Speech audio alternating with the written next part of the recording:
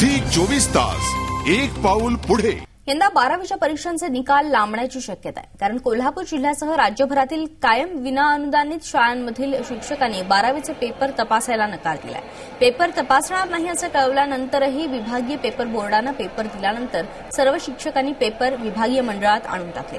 त्यामुळे पेपर तपासणीवर परिणाम होणार आहे। कायम विनाअनुदानित शाळांमधून कायम हा शब्द काढून टाकून अनुदान द्यावं अशी या शिक्षकांची मागणी आहे। तर या सर्व बाबींचा पेपर तपासणीवर परिणाम होणार नसून पर्यायी व्यवस्था करू, तर पेपर न देणाऱ्या शिक्षकांवर कारवाई करू असा इशारा शिक्षण मंडळाच्या सचिवांनी दिला। मात्र आता विभागीय परीक्षा मंडळातील आणि कायम विनाअनुदानित शाळांमधील शिक्षकांच्या या वादात 12वीच्या विद्यार्थ्यांचं नुकसान होऊ नये एवढीच अपेक्षा आहे।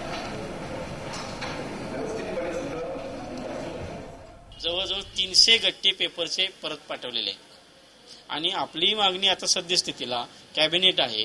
कॅबिनेटमध्ये आपल्या विषयावर चर्चा व्हायला पाहिजे आणि विषयावर चर्चा होऊन कायम शब्द काढून 100% अनुदान जाहीर शासनाने केल्याशिवाय आपलं आंदोलन आम्ही थांबवणार नाही। ज्यांनी खरोखरच हे तपासण्यास नकार दिला आहे, सेवाशर्ती नियमावली ही अनुदानित कॉलेज नाही लागू आहे आणि विनाअनुदान कॉलेज नाही लागू आहे। जरी त्यांना अनुदान दिलं जात नसेल तरी सुद्धा त्यांनी बोर्डाचं काम करायला पाहिजे। झी 24 तास एक पाऊल पुढे।